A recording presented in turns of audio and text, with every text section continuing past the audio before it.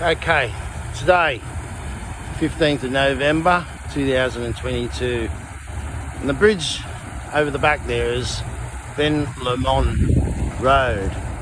It comes into the Minto industrial area, and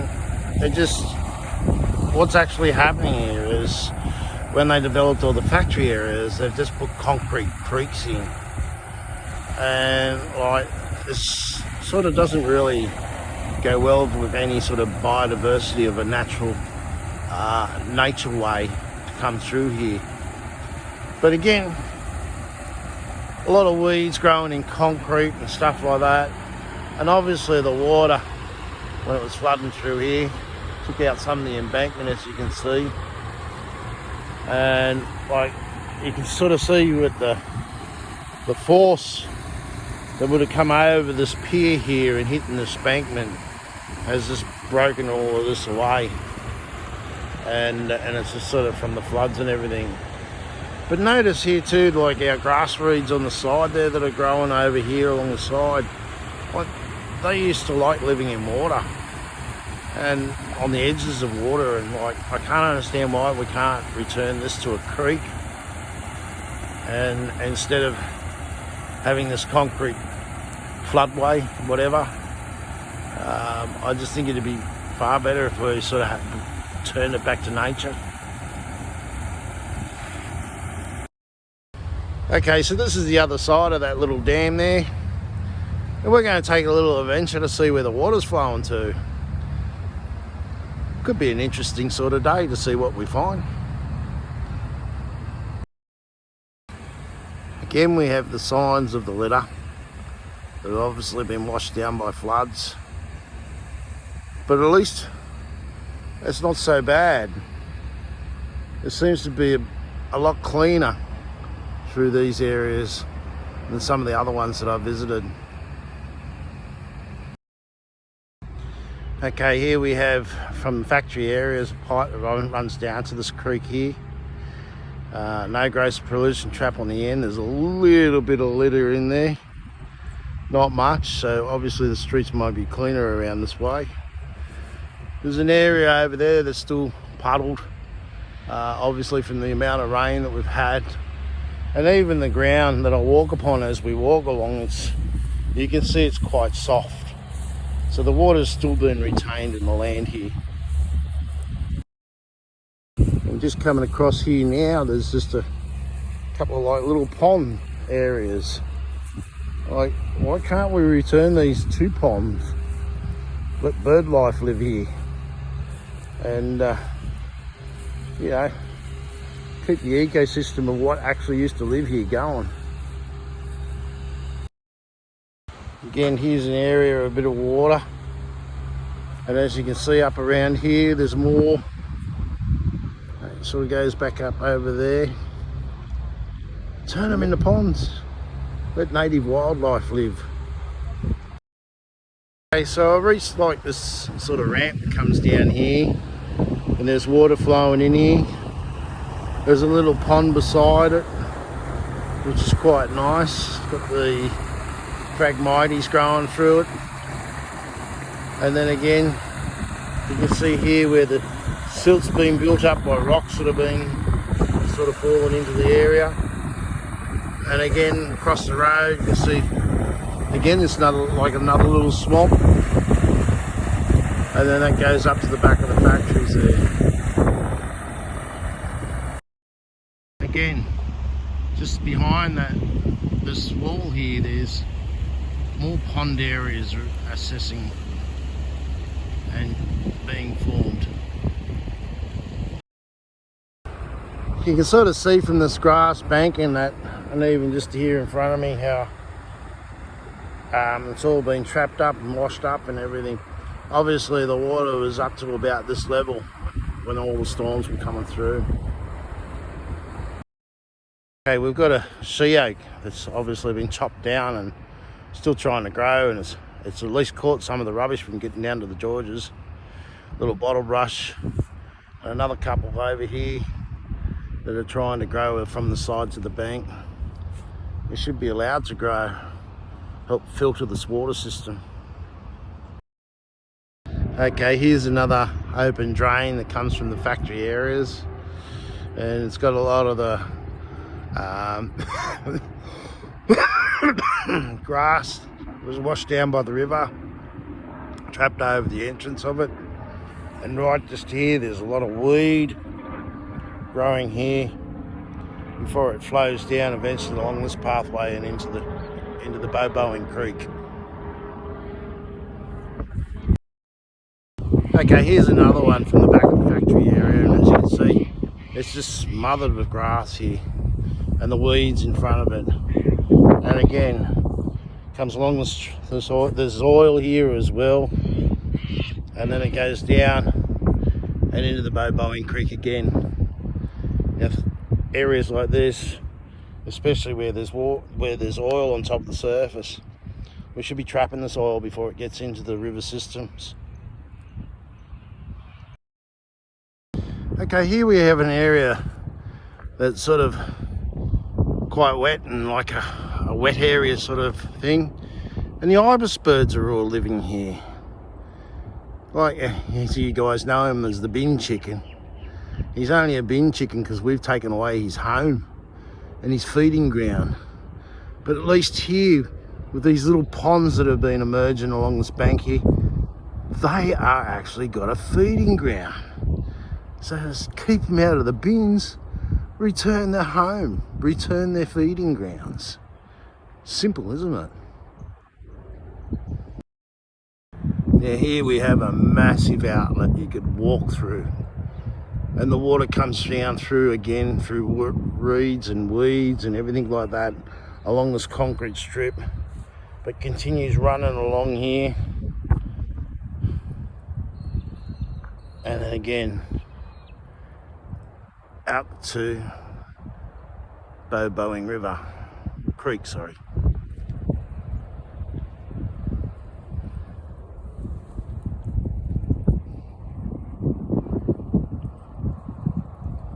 How much water must have gushed out of that during the wet times?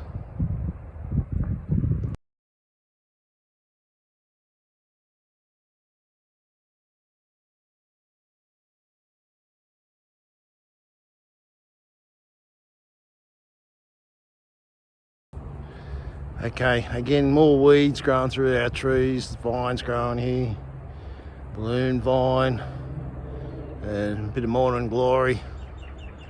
All needs to be taken out so that this bush life can live properly.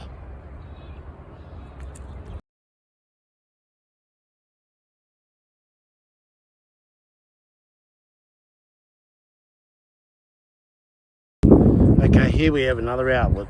Got plenty of grass growing around it. And as you can see, the bank from the floods has washed over it. You know, simple little things like this is nature actually telling us we want a pond here. You know, and then that comes down here. Look at that piece of iron which was washed down from somewhere. Goes back into the Boboing Creek. But just look how happy these fellas are. There's plenty of them. At least they're not in the bins today. Okay, another drain outlet from the factory areas coming down into this streamlined creek made by concrete, down into another little waterfall over here. And again, you can see here, it's now bigger than the channel itself. And these ponds are forming on the side. And as we go further down, you can see more and more of these ponds building, and more ibises. Okay, here we have another canal that meets Boboing Creek, and this one's Thompson Creek. As you can see, it's obviously washed down a lot of litter from this area. Wow, now here's a hazard. Obviously the lawnmower's been through here and exposed this big piece of wire that obviously used to hold back the rocks that used to be in this embankment. Like, why do we need it? Why don't we just put the rocks there and let nature take its own course? And this is obviously the area where the wire's been washed out from, exposing all these rocks. Again, making it hard to slash. Again, another drain that feeds into the Bowen Creek from the industrial area.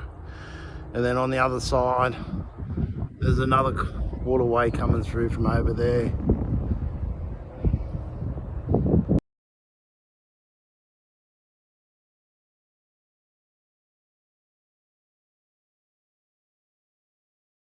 Okay, I've come down to this end here and we've got Mr. Crow down there. But look how many happy ibises are living down here. They're everywhere.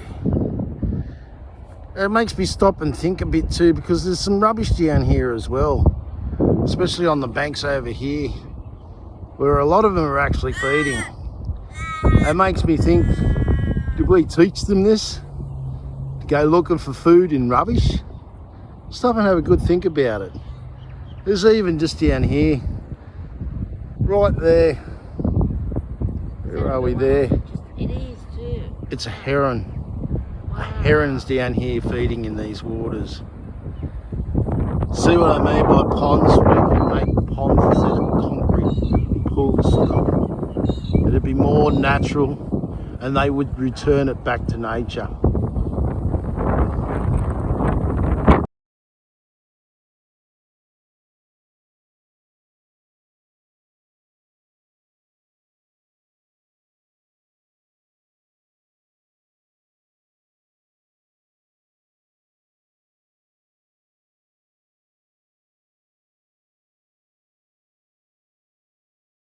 Okay, here we have a pollution trap, and it's done its job. It's caught a lot of leaf litter, a lot of rubbish, as you can see through here, trapped, fair amount of water getting through. And along here we have a footpath and a bridge to walk over the canal, but the problem is, as you can see, no one's been around here to clean this, and it's trapped a hell of a lot of water, but also a hell of a lot of rubbish. And it's just brilliant. It stops things from leaving the gate here, obviously, but why don't we clean it? Why aren't we out here? Why is this not being cleared? I mean, now would be the perfect time to come and collect the rubbish to stop us from getting to the Georges River and everything, or to wherever this creek may run to. We still yet to check that out. But it would just be magnificent if we could clear this up and trap all these pollutions. Look at that, instead of earmuffs. But just trap all of this rubbish, get rid of all of this rubbish. And I've said this at one of our council meetings before. How much does it cost to have a healthy river? And here we go. A poor tortoise has lost its life, obviously been run over by the man who slashed this grass down.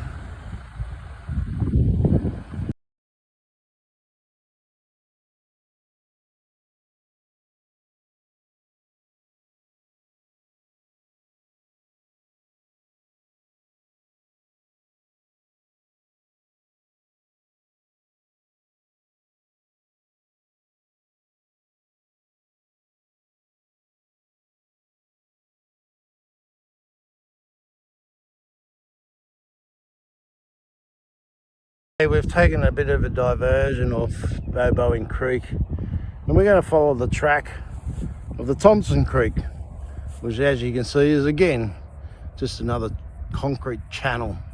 So much open space around it. Why can't we turn it back to a natural creek system? It'd be so much better. Okay, here's another drain from the residential area that comes into Thompson Creek, and you can see there's a lot of rubbish and things that have come through here, in concrete blocks and sediment from the streets, and then running down through here and into the running waters of the Thompson.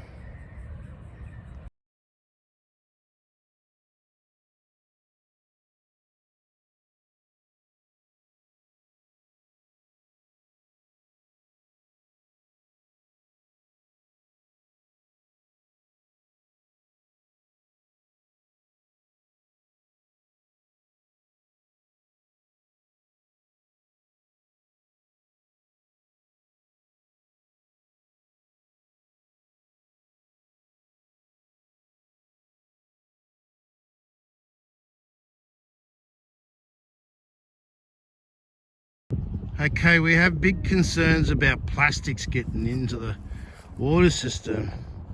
And here, we've seen how the plastic was obviously caught up in the grass above us here, been slashed down, and then with the rain falling down with the grass clippings and into the creek system.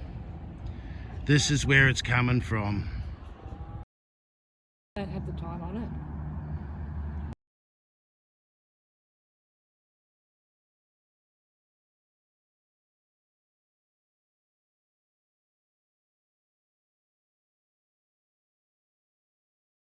Okay, this overgrown, weedy trap here of a runoff from a suburban area has got some frogs growing in it.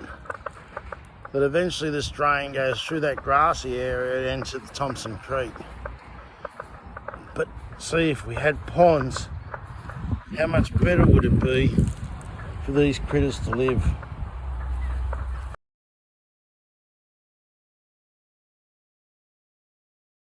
Okay, here we're at Campbelltown Street above there. We've got two drain pipes that come from somewhere, draining water in. And then we've got obviously the natural creek itself that runs underneath the bridge. And as you can see around here too, amount of erosion or soil that's come from the streets, all just been dumped along this breezeway.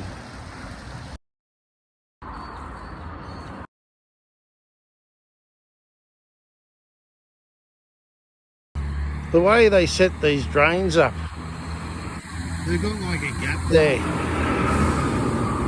and it's just allowing all the rubbish and the leaf litter and everything to travel down into the creeks. We've got to be doing something better than this.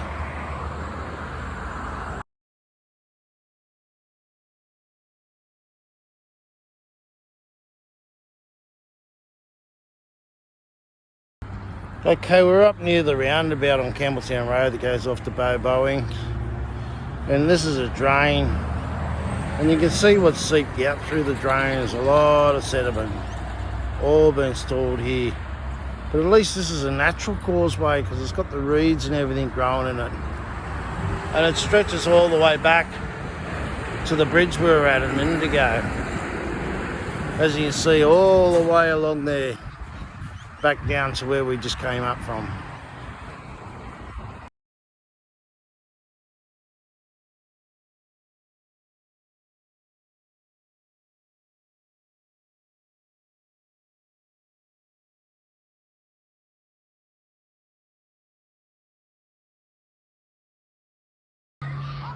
Okay, we're at the back of I think it's St Andrew's Public School, and here on the Thompson Creek you can start to see the litter that's been washed down from the recent floods.